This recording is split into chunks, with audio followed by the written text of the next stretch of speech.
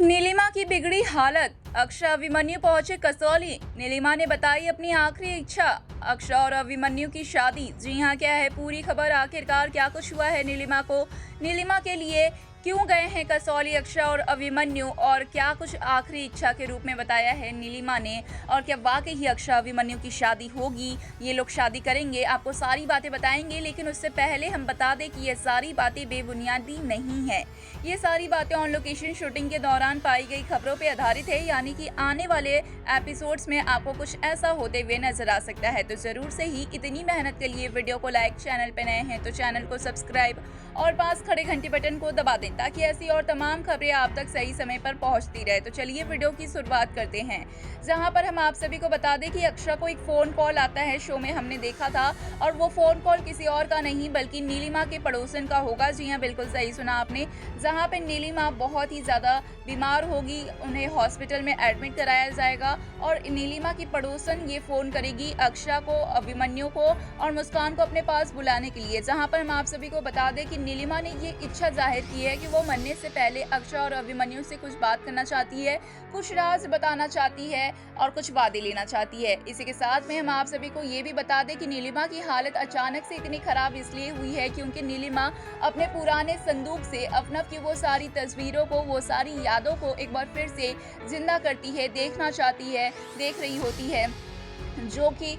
अवनव की याद दिलाते हैं, और अवनव की याद में नीलिमा की तबीयत खराब हो जाती है। जहां पर पहुंचते हैं अक्षय और अभिमन्यु पैकिंग करके अपना सारा सामान लेके कसौली, तो अक्षय अभिमन्यु बिल्कुल शॉक्ड हो जाते हैं क्योंकि उन्हें पता चलता है वो हॉस्पिटल में हैं, और जब हॉस्पिटल में जाती है अक्षय और अभिमन्यु तो नीलिमा उनसे मिलती है, और नीलिमा की हालत बहुत ही नाजुक होती है। नीलिमा बस कुछ शब्द बोल पा रही होती है, और इस बीच में नीलिमा अक्षय और अभिमन्यु के सामने एक बहुत बड़ा राज खोलती है कि अक्षय और अभिमन्यु को ये बताती है कि अवनव किसी और के नहीं बल्कि अभिमन्यु को कहीं न कहीं भाई है, वो हर्षवर्धन के बेटे हैं। जी हाँ, बिल्कुल सही सुना आपने, वो ये बताते हुए नजर आती है कि जब नीलिमा के पास अवनव आए थे बचपन में, तो उनके हाथों में ये कड़ा था, और वो कड़ा दिखाती है अभिमन्यु को, जो दादी जी ने अभिमन्यु के साथ साथ अवीर को भी दिया था। वो उनका खानदानी कड़ा होता है जिसपे उनके सभी पूर्वजों का नाम लिखा हुआ है, और ये देखकर बिल्कुल शॉक्ड हो जाते हैं अभिमन्यु, और अभिमन्यु ये सोचते हैं कि ये कड़ा आखिरकार अवनव के पास कैसे आया।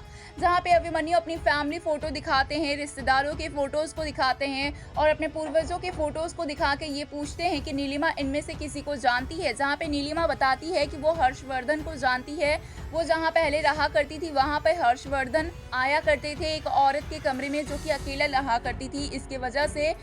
हर्षवर्धन का बेटा है अवनव, और वो उसे अपना नहीं पाए, छोड़कर चले गए हैं, जिसके बाद ये बड़ा राज तो खुला ही है। अभिमन्यु बिल्कुल शॉक्ड हो चुके हैं, और अभिमन्यु ये समझ चुके हैं कि अवनव कोई और नहीं बल्कि उनके भाई हैं। वहीं हम दूसरी ओर देखेंगे कि अक्षय और अभिमन्यु से